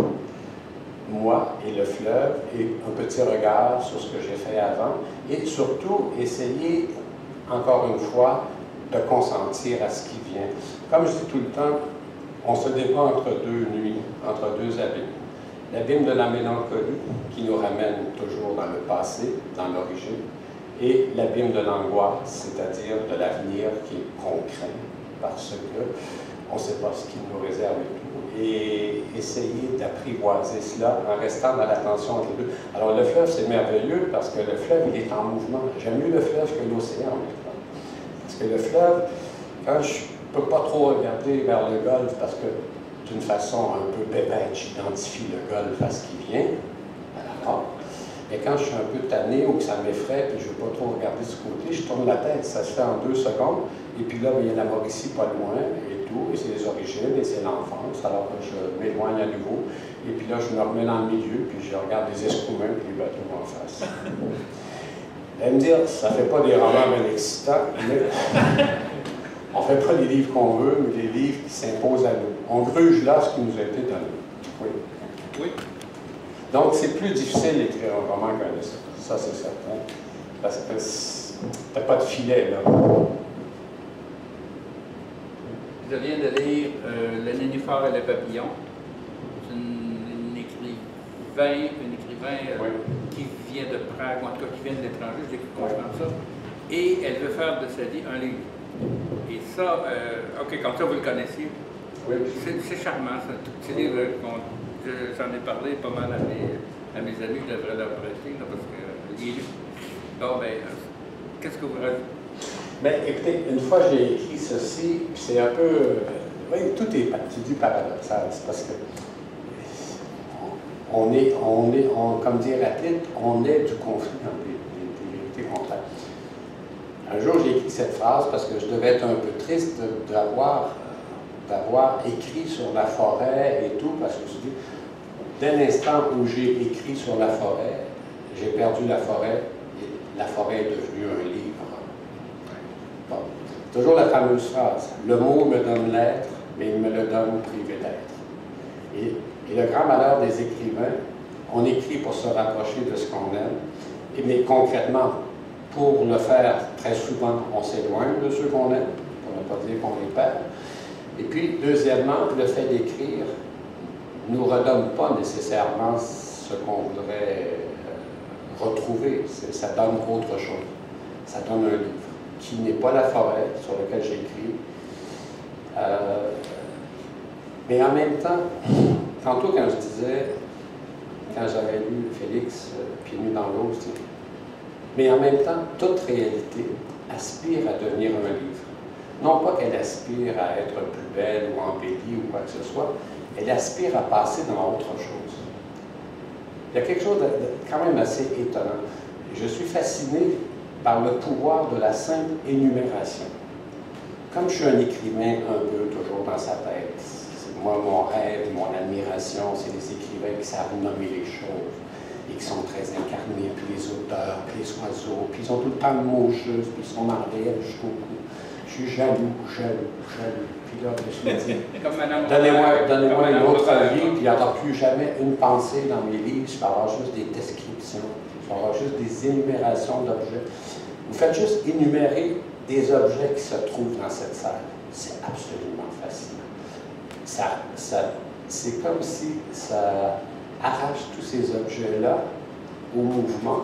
C'est ça, Proust. C'est les arrache au mouvement qui va les faire tomber dans l'oubli et ça leur confère une existence qui ne passera plus. C'est pour ça que Proust dit l'essentiel de la vie passe dans la littérature. C'est-à-dire, la vie, elle passe, puisque toi, tu en gardes comme une sorte de quintessence. C'est là. Et c'est fascinant de penser ça parce qu'au fond, à ce moment-là, l'écriture fait un peu ce que la mémoire fait. Moi, j'ai toujours pensé que la mémoire, c'est comme des voûtes secrètes, ou quelque chose, ou une bulle qui garde quelque chose. Et le temps ne peut plus vieillir, le temps ne peut plus passer. Et de temps en temps, tu ouvres une de ces voûtes, une de ces bulles, et ce que Proust appelle le temps pur. Le temps pur est encore là, il n'a pas vieilli, il est resté là. Donc, j'aime l'idée que ce qui a existé, et là, ça contredit ce que je disais tout à l'heure, mais je ne suis pas une contradiction près, ce qui a existé ne peut plus ne pas exister. Ce qui a existé ne meurt jamais. Je suis convaincu de ça. On pourrait dire qu'il se transforme et tout, j'aimerais ça, j'aurais l'air plus cohérent avec moi-même, mais foncièrement, une partie de moi dit ce que j'ai aimé, ce que j'ai vu, ce à quoi j'ai porté assez d'attention, que je l'écrive ou non, a été arraché à la corruption du temps. Il existe. Et puis, peut-être que c'est vrai, on ne sait pas. On aime penser ça, en tout cas des bords, c'est possible, qu'on va retrouver d'une façon ou d'une autre, je ne sais trop quoi. Mais que ce soit vrai ou non, c'est quelque chose qui nous porte, ça fait partie de nous. Je ne sais pas qui a dit, je pense que c'est Blanchot, qui a dit « la pensée ne peut pas penser sa mort ». On peut penser la mort, on peut penser qu'on va mourir, mais notre pensée ne peut pas penser sa mort. C'est impossible. Oui. Autre question? Vous voyez, vous référez à Monique Robert à propos de la justesse des termes et la description exacte, tous les noms de fleurs. C'est à toutes des plantes. Dans ce que j'ai lu dans votre livre. Suzanne Robert. Ah, Suzanne Robert, bon, ok. Je savais que c'était Robert. Et oui, vous voyez faire ça. Et je me suis dit, je vais aller voir toutes les définitions, puis en fin de compte, je me suis dit, je veux lire ce qui est écrit.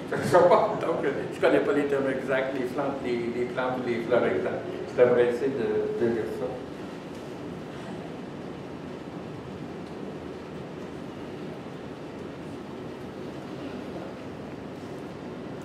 Oui.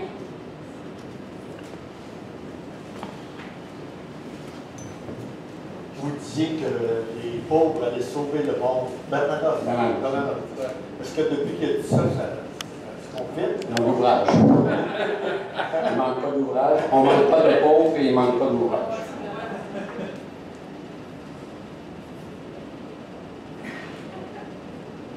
On manque de pauvres, d'une certaine façon.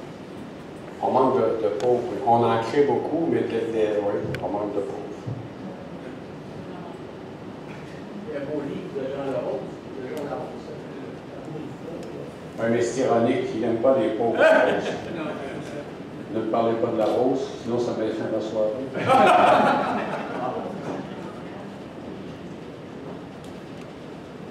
Mais comment vous expliquez-vous qu'au Québec, on soit en manque de projets? On soit quoi? En manque de projets. C'est la société. C'est la société. Ben oui, c'est sûr. C'est sûr. C'est pas... On a perdu la culture populaire et on est tombé d'un coup dans la culture de consommation, la culture de masse. Il n'y a plus de culture. Tu sais, quand Simone Veil dit deux choses déracine, deux choses abrutissent, deux choses met fin au projet et tout, l'argent et le savoir. Je suis très, très dur avec ma génération, je l'ai écrit, donc je peux le répéter ici, parce que je trouve que ma génération, qui est la première à sortir du bois, s'est comportée comme les nouveaux riches. Il y a les nouveaux riches du savoir, comme il y a les nouveaux riches de l'argent. Le nouveau riche du savoir, il ne savait rien, il a appris un peu parce qu'il est allé étudier à Paris, puis il revient, puis il fait le retour d'Europe, puis il se nomme le Québec, puis on voit ça constamment. C'est-à-dire, c'est quelqu'un qui croit que le peu qu'il sait, c'est le terminus, que ça lui donne un pouvoir. C'est fini, il ne pense plus. Donc moi, je mise sur les générations qui viennent et j'espère qu'ils auront le temps de digérer leurs diplômes. S'ils ont encore des diplômes, ça c'est une autre bataille. Quand on regarde ce qu'on a fait avec l'éducation, à la fois à l'université et à tous les niveaux, on ne peut qu'être très, très pessimiste et très, très dur. En tout cas, moi, je suis dur avec ma propre génération, parce que c'est bien beau de se dire « le monde va mal ». Et le monde, il va mal, mais qui l'a fait, le monde? C'est moi. Je m'excuse, là. Et la fameuse... Quand on regarde le Québec, là, contemporain, dont on est content, il n'a pas été fait par ma génération. Je m'excuse. Il a été fait par la génération précédente. Okay? Nous, on a surfé là-dessus et on a scrappé ce qu'eux avaient fait. Ça, c'est mon point de vue. Ça a été fait par du monde, par Pat Boncoeur, par Miron, par ces gens, par des affamés. Okay? Et nous, c'est pas de notre faute. On est né, j'allais dire au mauvais moment, mais on est né au bon moment et tout, on a tout eu. Nos parents se sont saignés, nous ont envoyés à l'école, il y a eu les 30 glorieuses, tout était parfait. Et là, on s'est grisé de ce nouveau savoir. Pas juste nous, c'est l'Occident. C'est l'Occident, puis c'est, comme dit Bernanos, Bernanos avait déjà prévu cela, mais ça s'est accéléré. Bernanos avait vu après la Première Guerre mondiale ce qu'il appelait la déspiritualisation de l'Europe, qui s'est cristallisée dans le nazisme. Et il disait, après la guerre, hey, croyez pas qu'on est sorti du bois, c'est pas ça, et croyez pas là, que parce qu'on a vaincu Hitler, que ça va mieux, ça va être encore pire. Parce qu'il avait déjà vu ce que Simone Veil a bien étudié, c'est-à-dire que ce que Bernanos appelait l'avènement à la fois de la technologie, du robot, et de l'homme économique, l'animal économique, comme il dit. Donc, l'avènement du robot et de l'animal économique, c'est la fin de l'humanité telle qu'elle a été enfantée, fomentée par des siècles de christianisme occidental.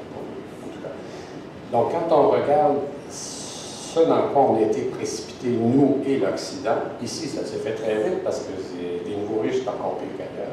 C'est 3 siècles de richesse.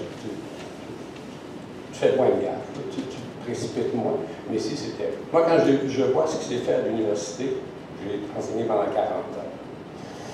J'en viens pas. Dans le domaine qui est le mien, c'est-à-dire la littérature, j'ai vu comment on a tué les œuvres. Pourquoi? Parce que le professeur, tout à coup, devient plus intelligent que les œuvres. Ça, c'est fini. Comme dit Peter Henke, que je citais toujours à mes étudiants en début de session, un livre, on devrait pouvoir l'étudier en le lisant. Ça, c'est une hérésie. J'ai été la chance qu'on ne me renvoie pas, parce que je travaillais comme un nègre. Fait qu'on ne renvoie pas un nègre, il fait la job que les autres ne veulent pas faire. Mais d'après les canons de l'époque, tu ne dis pas ça. Tu n'étudies pas une œuvre en la lisant. Tu conçois une théorie, tu débarques dans l'œuvre, tu l'écrases comme il faut, puis toi, tu brilles. Et on avait ça dans tous les domaines. C'est le règne de ce que j'appelle les savants imbéciles. Non, la surspécialisation du savoir crée des imbéciles dans tous les domaines. Alors, comment échapper à une surspécialisation, sinon en laissant jouer ce qu'on ne peut? Cette part d'infini ou d'indéfini dans la pensée.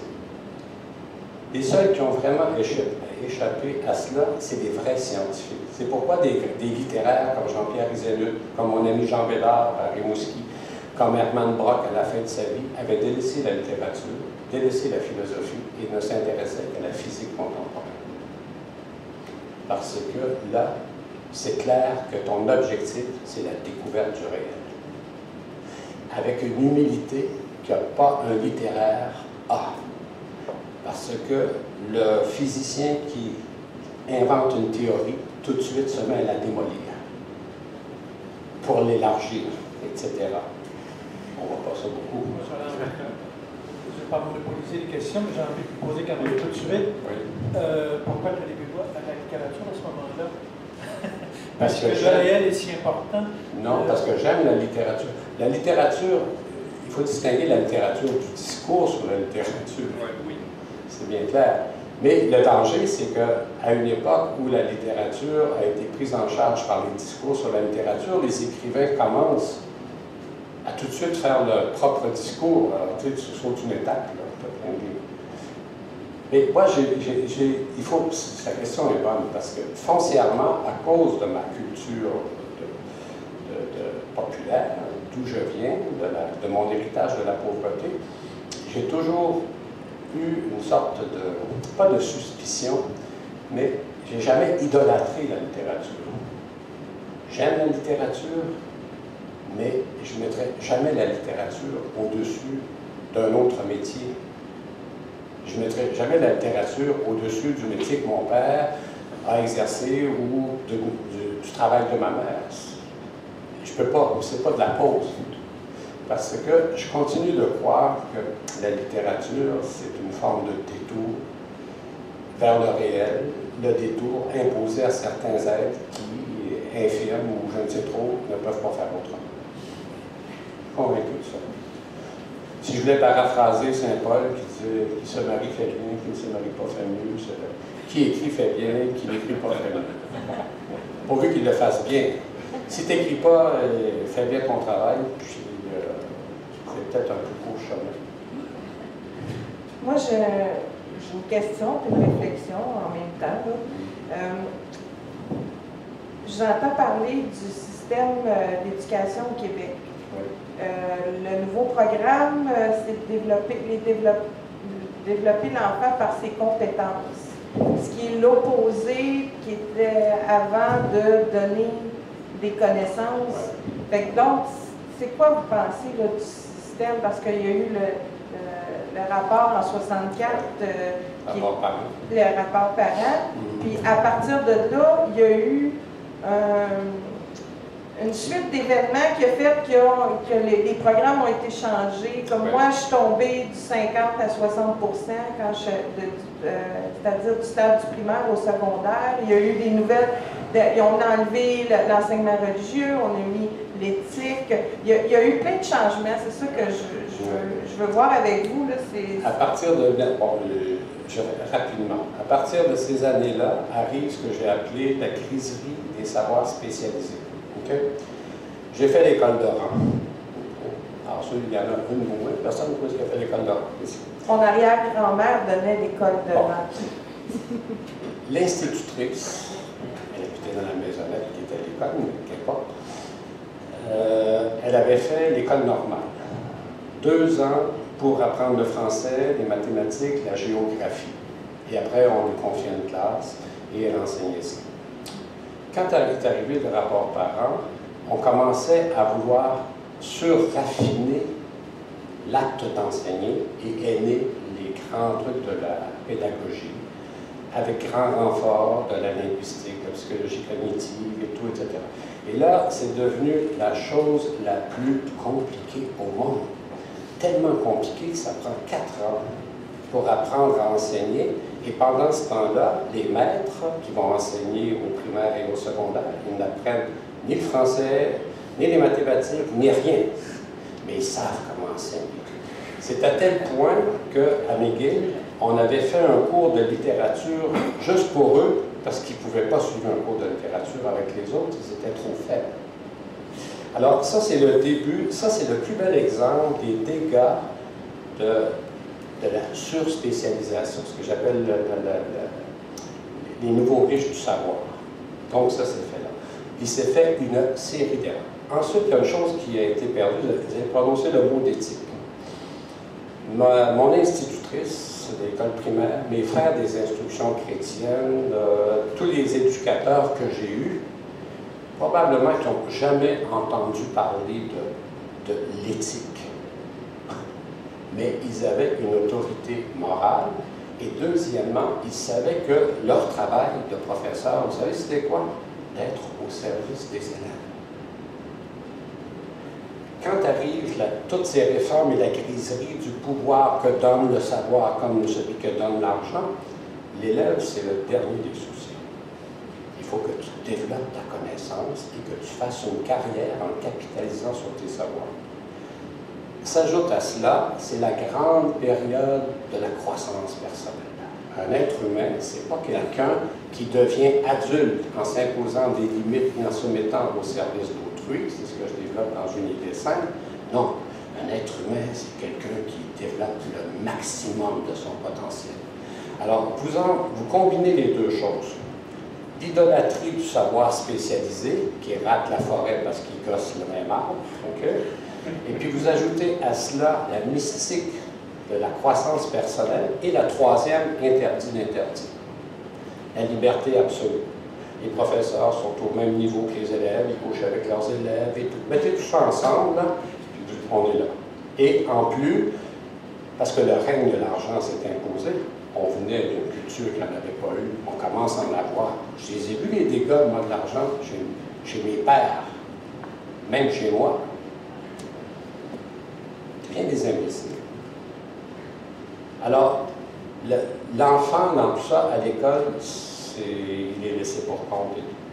Et maintenant, l'école est arrimée à l'industrie. C'est le grand combat qu'on doit livrer pour faire en sorte qu'on donne encore une formation générale. Or, c'est quoi une formation générale? C'est une formation qui ne sert à rien.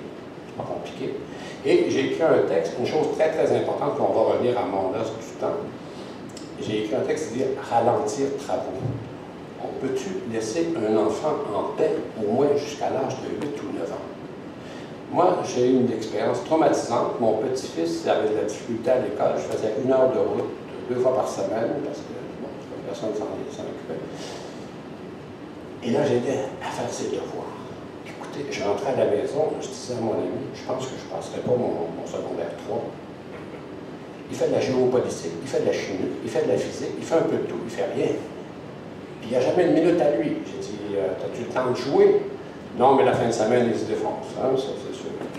Je comprends. Il n'y a pas de temps. L'esprit, ça a besoin d'oisiveté, ça a besoin de... Et là, maintenant, ça commence très, très tôt. Tout le monde applaudit, là, ça commence très tôt. À 4 ans, là, tu commences à aller à l'école. Si j'ai un triple pouvoir, je l'ai souvent dit, donnez-moi le ministère de l'Éducation pendant 4 ans. Allez voir. Je vais fermer toutes les facultés de pédagogie. Première chose. Okay? Deuxièmement, je vais soulager les pauvres enfants de l'école. Je vais sabrer dans la moitié des programmes scolaires. C'est tout clair, ça? Un enfant, ça a besoin de s'ennuyer. Ça a besoin de rien faire. Ça a besoin de jouer.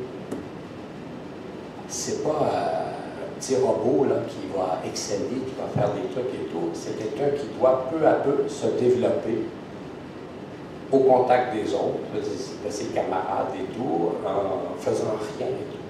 Il faut, tout le système d'éducation copie la chaîne de production. C'est pas compliqué. Avec comme résultat, la plus grande fraude, là, c'est les diplômes comptables. Écoutez, tu ne peux plus échouer, c'est pas compliqué. Mon petit-fils, je dis, comment c'est que tu as passé, tu as échoué partout? Je ne sais pas. Oui, sauf qu'Albert Jacquard était contre les notes, puis le système d'énumération. C'est ridicule. Je m'excuse pour Jacquard, c'est un imbécile. Je ne dis pas qu'il ne faut pas noter l'élève, qu'il ne faut pas avoir des normes, qu'il ne faut pas avoir des limites. Je dis qu'il faut, oui, il faut avoir ça, et en même temps, plein de trous dans le fromage. C'est-à-dire du temps libre. Du temps. Parce que la pensée, c'est le temps. Pensez-vous que, vu que les jeunes n'ont plus le temps, et ils n'ont plus le temps donc de penser, c'est pour ça qu'ils sont souvent démotivés de l'école. Les garçons, il y a un très haut de décrochage. Bien, c'est sûr. Puis les filles, ils performent, ils vont plus longtemps aux études. Puis ils disent que le système est plus adapté vers les filles que les garçons, fait que ça pose un problème. Ben, les filles sont plus fortes, c'est comme la faute, c'est comme ça. C'est comme ça, tout le temps été comme. Mais regardez, il y a une chose très très simple à propos des enfants. Tu sais, quand on parlait tantôt, les contraires, il faut que tu donnes des notes, il faut que tu aies des normes, il faut que tu aies des limites, et en même temps, que tu leur laisses plein de temps, de liberté. C'est ça la règle. Tu veux niquer des banquiers. Le mot de la fin, Gérald. Dernière question? Dernière question. Ah, OK. Oh, tu es encore là? Ah, ben c'est celle-là. Non, mais c'est parce que je pensais qu'on finissait. Ben, Bon, je suis pas d'accord avec tout ce que vous avez dit là, sur la réponse, dans votre réponse par rapport à Nancy, sur la fameuse opposition qu'on fait entre compétences et contenu. C'est les compétences transversales. Oui, c'est ça, je ne suis pas d'accord avec ça, que ça s'oppose des compétences et puis du contenu de la matière. C'est un faux dilemme. Vous avez dit beaucoup de choses beaucoup plus intéressantes que cette opposition-là. Apprendre à apprendre, servir. Oui, mais j'ai oublié un mot. Au-dessus de tout, on apprend par passion et par jeu. OK? Alors, et par rêve. Mon petit-fils est au secondaire. C'est moi qui lui ai mis son premier livre de littérature, un vrai livre, c'est Agatha Christophe. Il l'a dévoré, et je lui ai dit qu'il y avait une suite, il a lu la suite.